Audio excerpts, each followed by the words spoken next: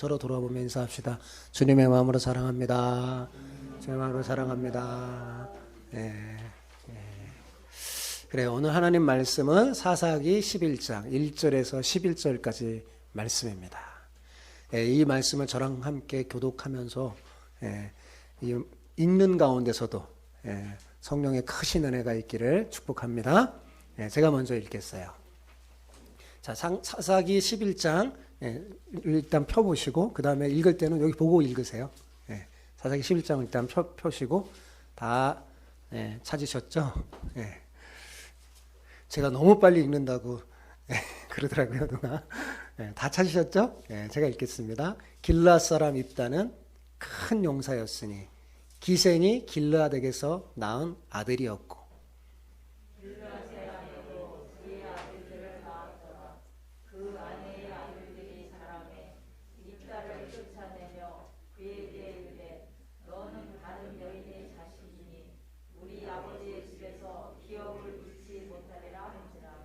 이에 입다가 그의 형제들을 피하여 돕당에 거주하매 잡류가 그에게로 모여와서 그와 함께 출입하였더라.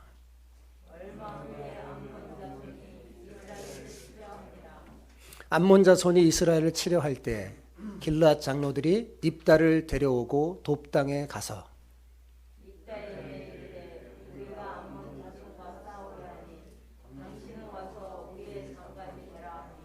입다가 길르앗 장로들에게 이르되 너희가 전에 나를 미워하여 내 아버지 집에 쫓아내지 아니하였느냐?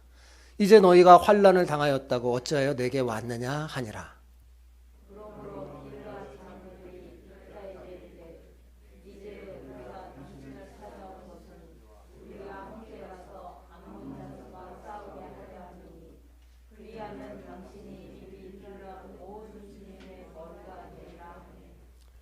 입다가 길르앗 장로들에게 이르되 너희가 나를 데리고 고향으로 돌아가서 암몬 자손과 싸우게 할 때 만일 여호와께서 그들을 내게 넘겨주시면 내가 과연 너희의 머리가 되겠느냐 하니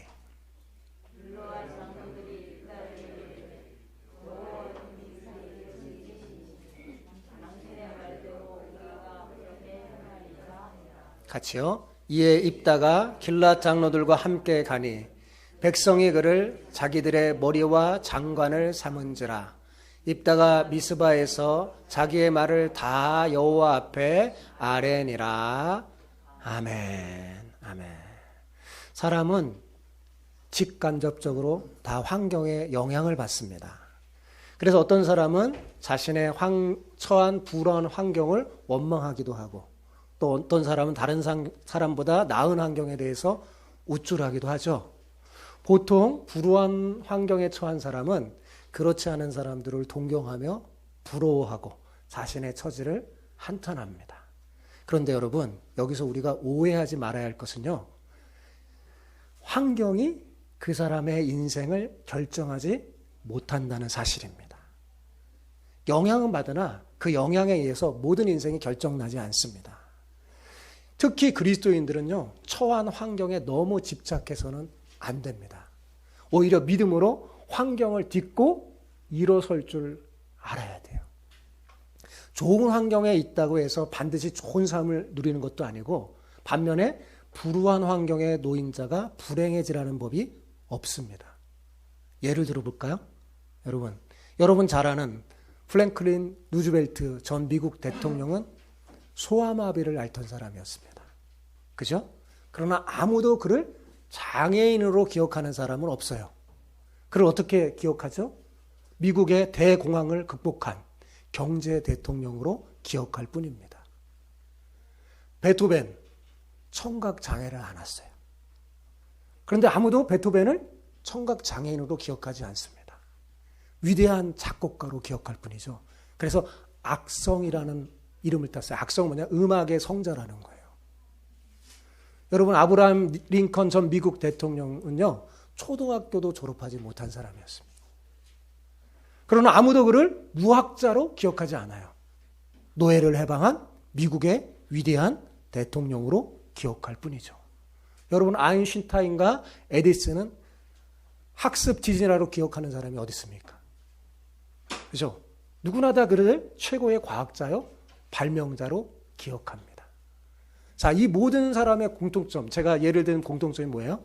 모두가 다 환경이 안 좋았어요. 그죠? 그 환경을 딛고 일어선 인물들이라는 사실입니다. 여러분, 이 세상의 역사를 살펴봐도 그렇고 성경을 살펴봐도 알 수 있어요. 어떻게 해요? 환경이 그 사람의 인생을 결정하지 못한다는 거예요. 여러분, 성경에도 이런 인물이 굉장히 많이 나오는데 오늘 본문에 나오는 입다가 바로 그런 사람 중에 하나입니다. 우리 옆 사람에게 오늘 이렇게 축복하면서 인사합시다. 힘든 환경일지라도 믿음으로 그 환경을 딛고 일어서길 축복합니다. 예, 그죠? 힘든 환경일지라도 믿음으로 그 환경을 딛고 일어서길 축복합니다. 이렇게 인사하는 거예요. 시작. 힘든 환경일지라도 믿음으로 그 환경을 딛고 일어서길 축복합니다. 아멘. 예. 입다는요, 마음에 큰 상처를 입은 사람이었어요. 태어날 때부터 불행한 인생이었어요. 자신의 부친은 소위 뼈대 있는 가문의 사람이었지만 자신의 모친은 기생이었습니다. 그러니까 합법적인 결혼 생활로 태어난 사람이 아니죠. 다행히 그의 부친은요, 입다를 버리지 않고 친자식으로 삼아서 길렀던 것 같아요. 여기까지는 좋았습니다. 그런데 오래가지 못했죠. 부친의 그 정실 소생들이 자라면서 입다의 입지는 좁아졌어요. 급기야 부친의 집에서 쫓겨나게 됐습니다. 자, 2절을 보세요. 자, 같이 읽어볼까요? 길르앗의 아내도 그의 아들들을 낳았더라. 그 아내의 아들들이 자라매 입다를 쫓아내며 그에게 이르되 너는 다른 여인의 자식이니 우리 아버지의 집에서 기업을 잊지 못하리라 한지라. 길르앗 사람들은 입다를 미워했어요. 왜 미워했을까요? 그가 기생의 아들이기 때문에. 예나 지금이나 사람들은 외적인 환경을 보고 그 사람을 판단하는 잘못된 습성이 있는 것 같습니다. 그런데 누구도 부당하게 대우받는 이 입다를 변호해주거나 보호해주거나 함께해주는 사람이 없었어요. 성경은 항상 연약한 자를 돌보라고 말씀합니다. 그래서 길르앗에 있는 장로들이라도 입다를 지켜줘야 했는데 모르는 채 했어요. 매다른 형제들이 입다를 학대하고 쫓겨낼 때 아무도 동정해주지 않았습니다. 입다는 이리 치이고 저리 치이다가 결국은 견디지 못해서 살기 위해 고향 땅을 떠나가게 됩니다. 아마도 흐르는 눈물을 멈추지 못하고 발걸음도 떨어지지 못한 채 서둘러서 고향 땅을 갔을 겁니다. 자, 여러분, 형제에게 버림받아 떠나고 싶지 않는데 고향 땅을 떠나는 그 입다의 심정이 어떻겠습니까? 가슴에 한이 맺혔겠죠. 여러분, 입다 그 사람은 불행한 환경을 지닌 비운의 사람이었어요. 자, 그런데 하나님은요, 이런 입다를 잊어버리지 않으셨습니다. 하나님께서는 상처 입은 입다를 그냥 내버려 두지 않으셨어요. 그래서요, 그의 상처를 어루만져 주시고 과거 그 불우한 환경을 딛고 일어설 수 있는 기회를 주셨어요. 이스라엘의 위기가 입다에게는 기회였습니다. 암몬 자손이 이제 이스라엘을 침입하게 됐어요. 그러자 고향 길르앗의 분위기가 사뭇 달라졌어요. 왜냐하면 길르앗을 대표해서 암몬 사람과 싸울 지도자가 없었기 때문입니다.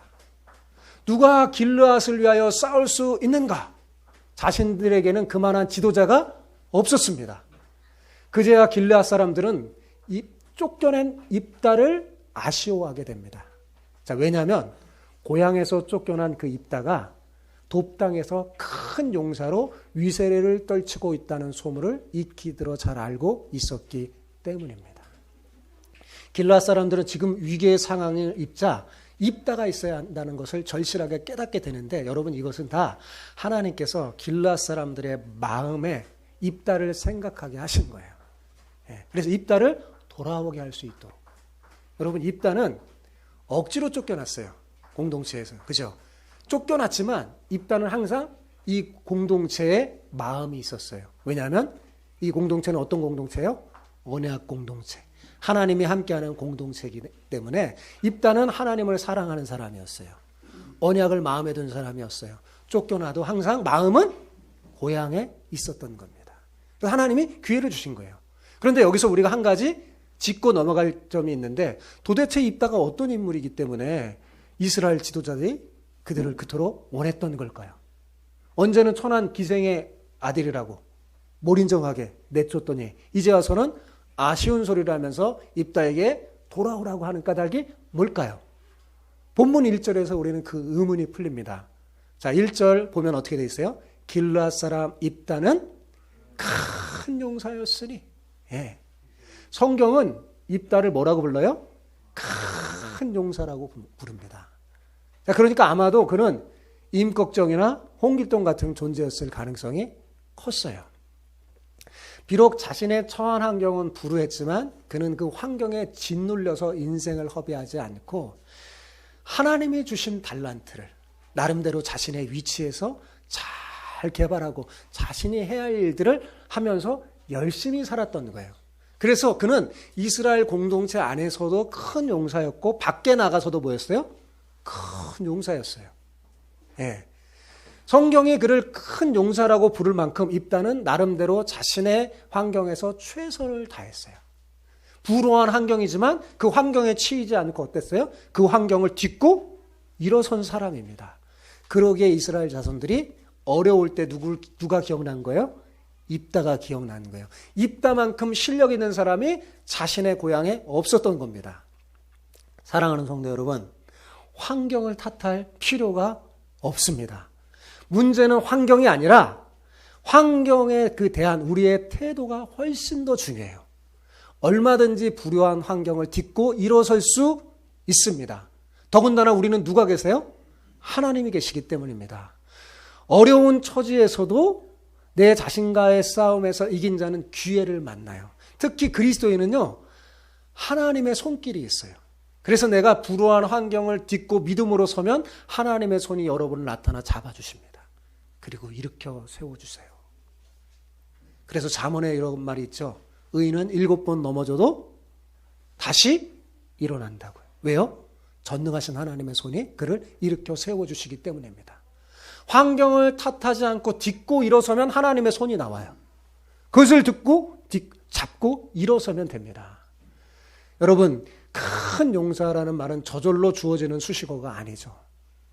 예, 많은 사람이 불우한 환경 속에 탓하고 원망할 때 입다는 원망하지 않았어요. 오히려 하나님을 더 바라봤죠. 그래서 잘 준비된 그에게 기회가 됐을 때 하나님의 손이 그에게 딱 왔을 때 어땠어요? 손을 붙잡고 일어선 것입니다. 본문에 나타난 길르앗 사람들의 행동을 보면 어때요? 왠지 기분이 씁쓸하죠. 예, 좋지 않습니다. 인간이 얼마나 이기적이고 야비한가를 우리는 성경을 읽으면서 또 깨닫게 됩니다.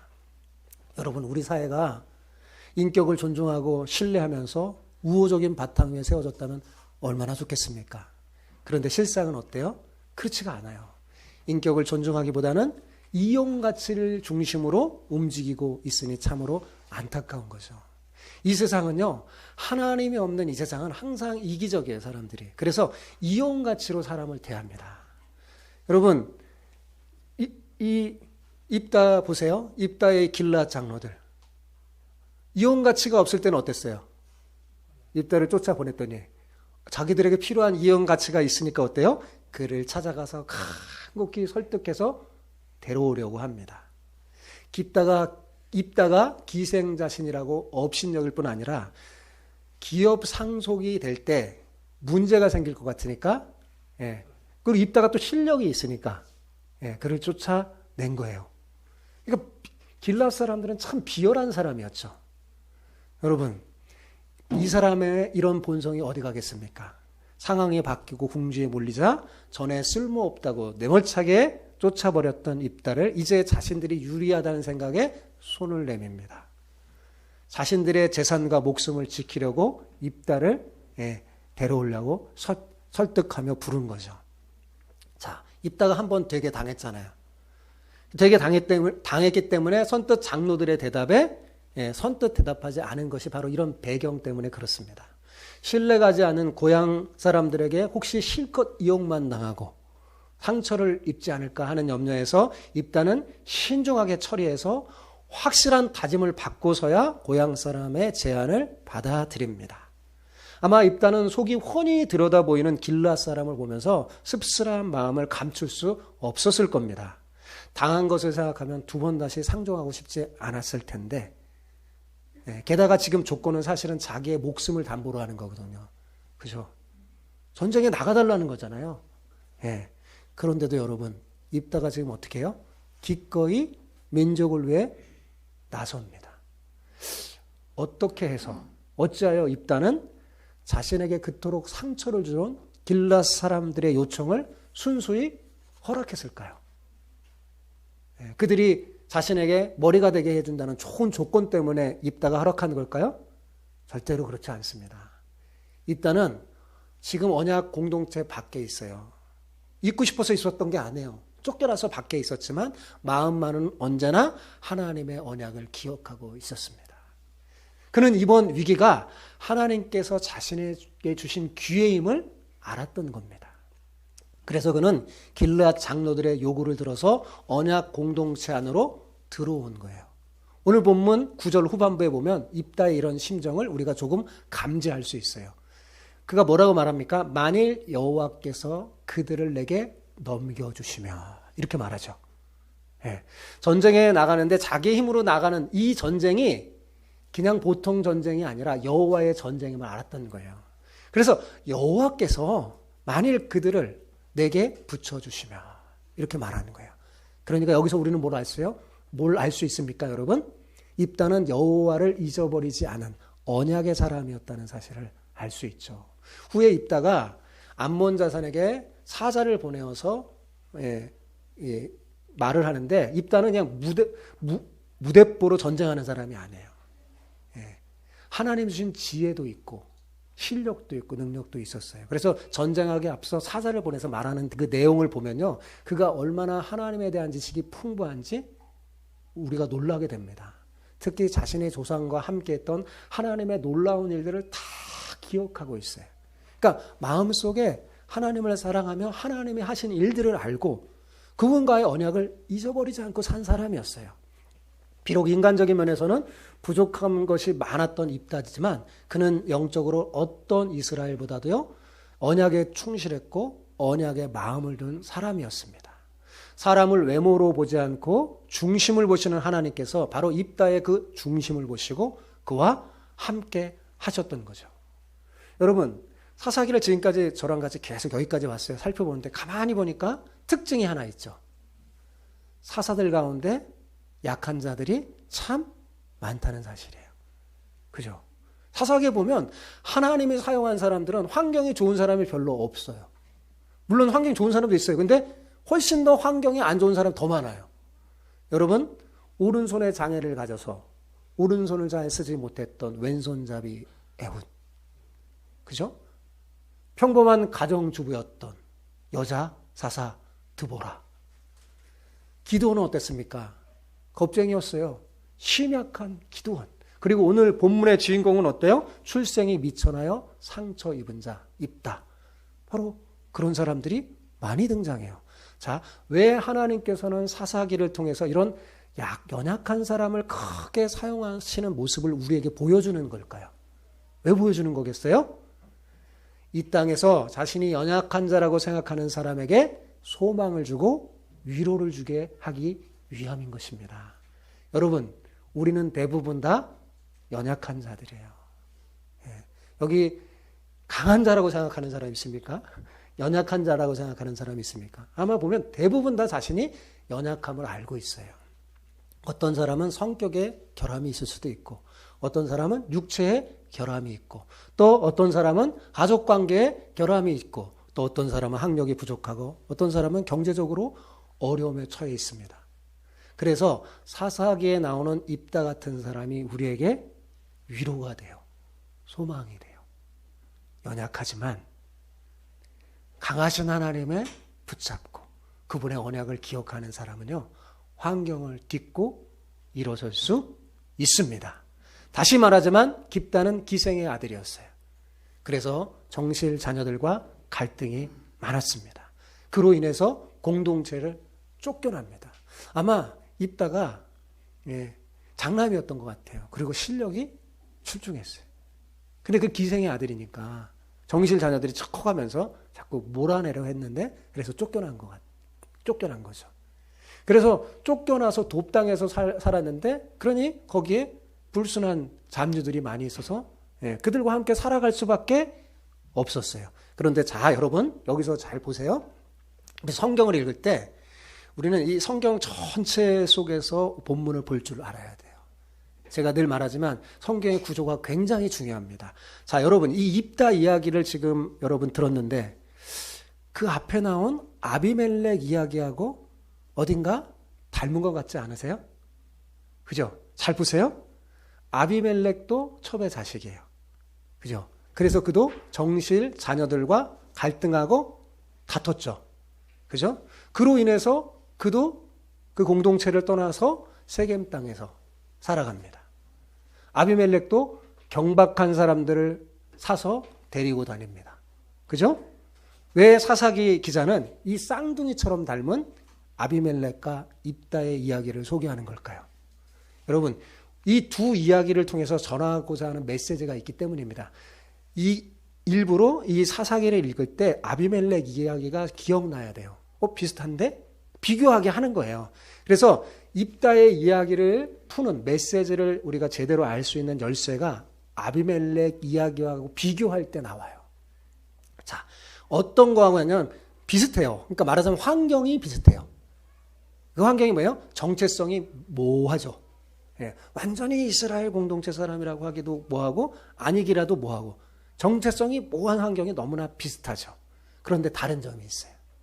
자, 사실 다르기보다는 같은 모티브의 정반대 상황이죠. 환경을 대하는 태도가 확 다른 거예요. 그러니까 입다는 환경을 딛고 일어선 사람이었지만 아비멜렉은 그 환경을 핑계 삼아 원망하며 오히려 하나님의 공동체와 대적했던 사람이죠. 자, 아비멜렉은 첩의 아들로서 정실 자녀 70명을 죽이고 스스로 왕이 되려고 했죠. 왕이 됐어요. 그죠? 그런데 입다는 어때요? 다른 자녀들하고 다투지를 않아요.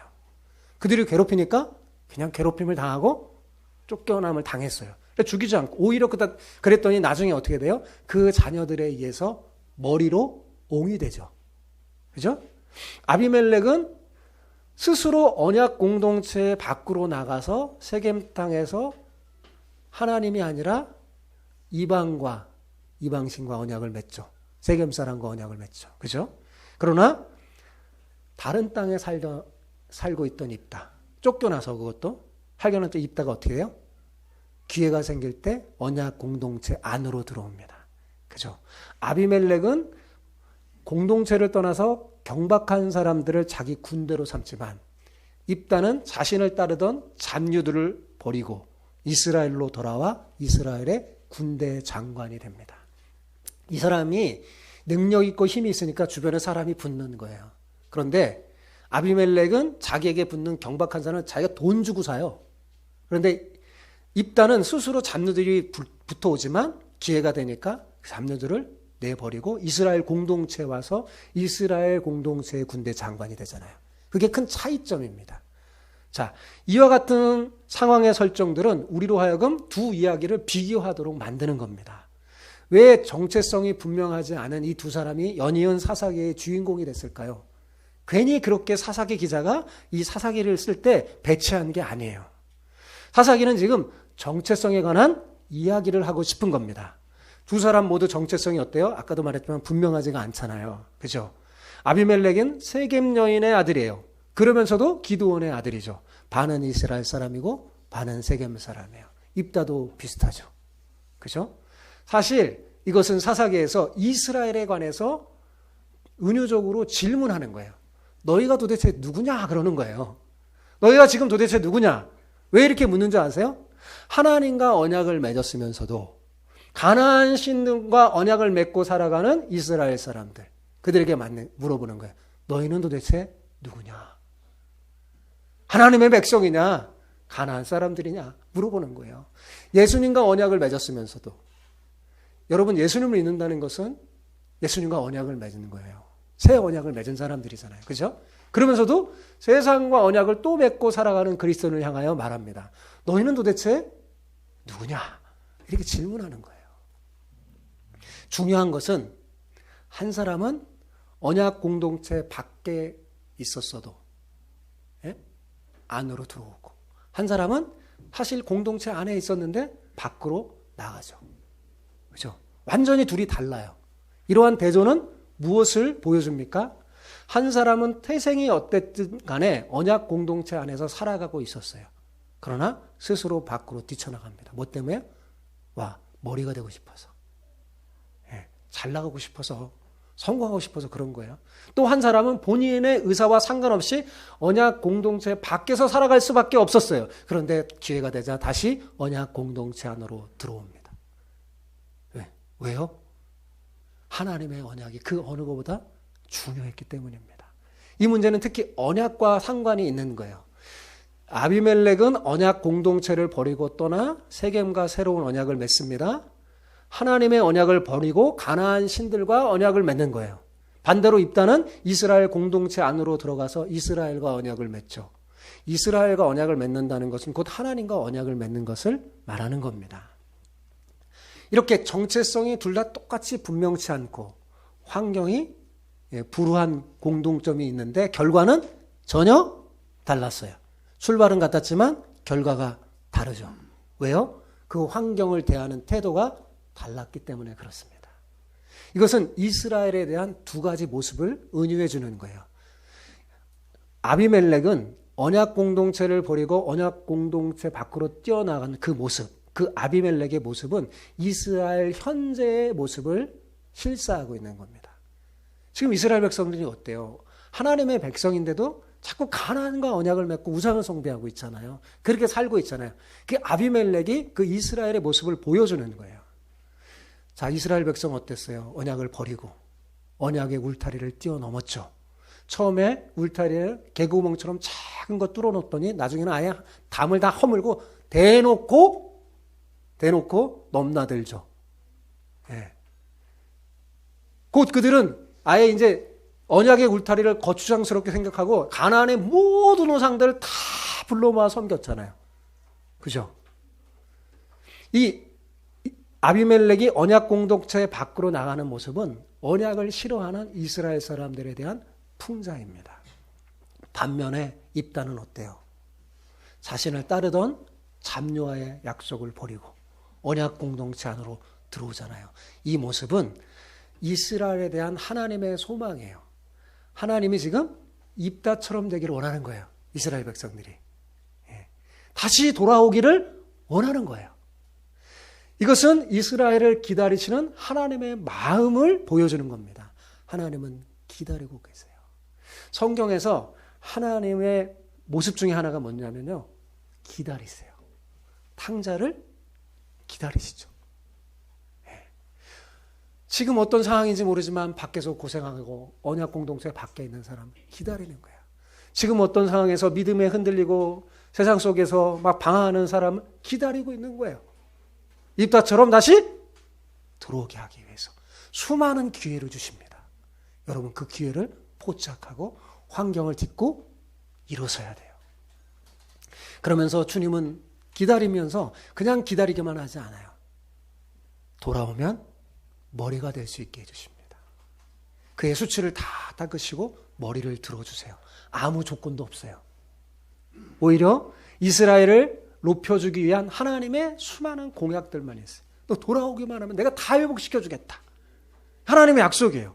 본래 하나님은 이스라엘이 다른 민족보다 뭔가 뛰어나서 그들을 선택하고 사랑하신 게 아니에요. 다른 민족보다 훌륭해서 뭔가 대단해서가 아니에요. 그냥 하나님의 은혜로 선택하신 겁니다. 그래서 만약 이스라엘 백성이 언약 안에 그대로 남아있기만 하면 하나님의 복을 풍성히 누리는 복된 민족이 될 수 있었어요. 그러나 이스라엘은 아비멜렉처럼 스스로 하나님을 떠나서 가나안 신과 언약을 맺고 살고 있는 것입니다. 그렇다면 여러분, 이 사람들이 이스라엘 백성이라 할지라도 이제 더 이상 그들이 하나님의 백성일까요? 아닐까요? 하나님의 백성이 아니라는 겁니다. 너희가 도대체 누구냐? 물어보는 거예요. 반면에 그들이 비록 언약 밖에 있을지라도 다시 언약 공동체 안에 들어오면 어떻게 될까요? 하나님의 백성입니다. 그렇죠? 우리 비록 이방일지라도 그 이방인이 하나님의 언약을 소중히 여기며 주님 앞에 주님의 공동체 안에 들어오면 그는 더 이상 이방인이 아니에요. 하나님의 자녀인 거죠.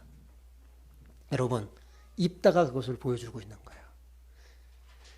그들의 정체성을 결정하는 것은 여러분 기억하세요. 태생도 아니고 이 세상의 어떤 조건도 아니고 뭐예요? 언약입니다. 하나님의 은혜 언약이에요.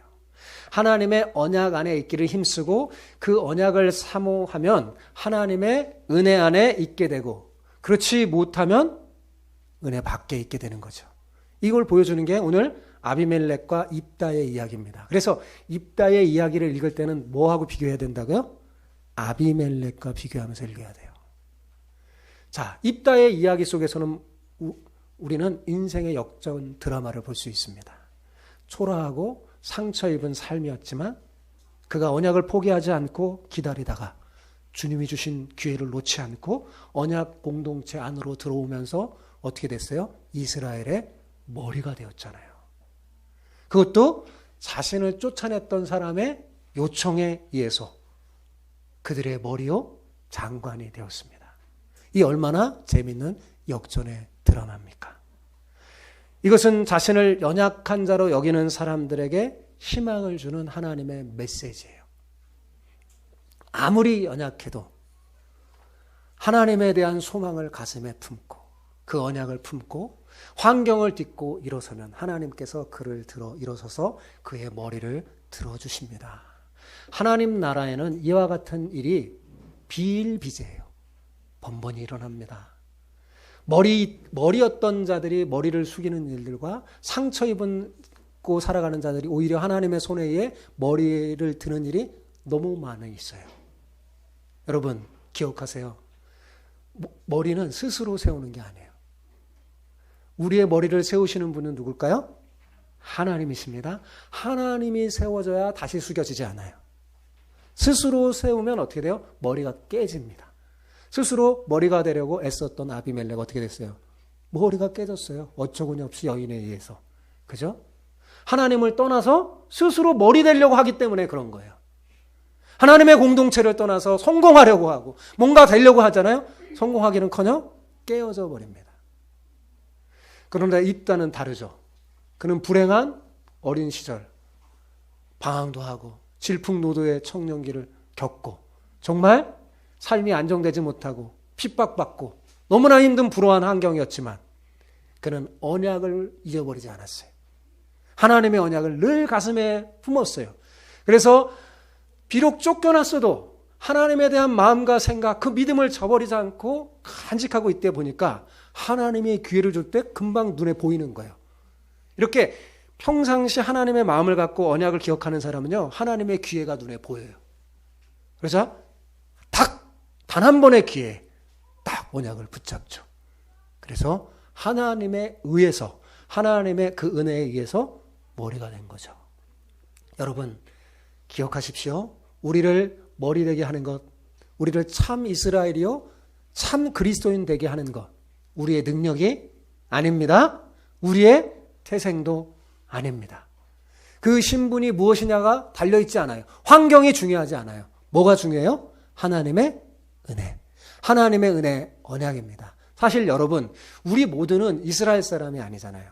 그죠? 우리는 모두 다 언약 공동체 밖에 있었던 사람인데 이 하나님의 언약 때문에 언약 공동체 안으로 들어오게 된 사람이에요. 그래서 우리는 빛과 소금의 사명을 감당하며 살 수 있게 된 거죠. 이 모든 게 누구 덕분일까요? 예수 그리스도 덕분이죠. 그분이 이 모든 것을 가능하게 만들었어요. 문을 활짝 열게 만들었어요. 그래서 누구든지 예수 그리스도 안에 그 언약의 공동체 안에 들어와 살면, 그리고 그 하나님의 통치를 받아 살면 누구든지 하나님의 복을 누리며 정체성을 분명히 하고 그 정체성을 유지하며 하나님이 주신 복을 누리며 사명을 감당할 수 있게 된 것입니다. 그러므로 사랑하는 성도 여러분, 무엇보다도 여러분을 향한 하나님의 언약을 늘 기억하고 마음에 간직하길 바랍니다. 어떤 상황에서도요, 절대로 언약 공동체 밖으로 나가지 마세요. 흔들림 없이 언약 공동체 안에 머물기를 바랍니다. 혹 어쩔 수 없는 상황 속에서 잠시 나가 있을지라도 늘 마음 중심에는 하나님을 모시고 그 언약을 기억하면 반드시 다시 언약 공동체 안으로 들어옵니다. 기회가 좋을 때 들어와야 돼요. 입다처럼. 그러면 하나님의 손길이 여러분을 붙들어 주셔서 환경을 딛고 일어서는 멋진 믿음의 용사로, 큰 용사로 세워줄 것입니다. 사랑하는 성도 여러분, 우리 모두 비록 연약한 자지만 하나님의 언약 공동체 안에 있음을 감사하면서 절대로 환경을 탓하지 마시고 그 환경을 딛고 일어서는 여러분 되시기 바랍니다. 환경이 좋은 사람은 별로 없어요, 여러분. 환경이 대부분 다 어렵습니다. 그런데 진짜 머리대고 진짜 하나님 앞에 쓰임받았던 사람은 환경 좋은 사람보다요, 불우한 환경의 사람이 더 많았어요. 그죠? 역사를 살펴봐도 아까도 그랬잖아요. 세상도 마찬가지예요. 사랑하는 성도 여러분, 오늘 말씀을 잘 기억하면서 환경을 딛고 일어서는 멋진 믿음의 사람들 다 되길 축복합니다.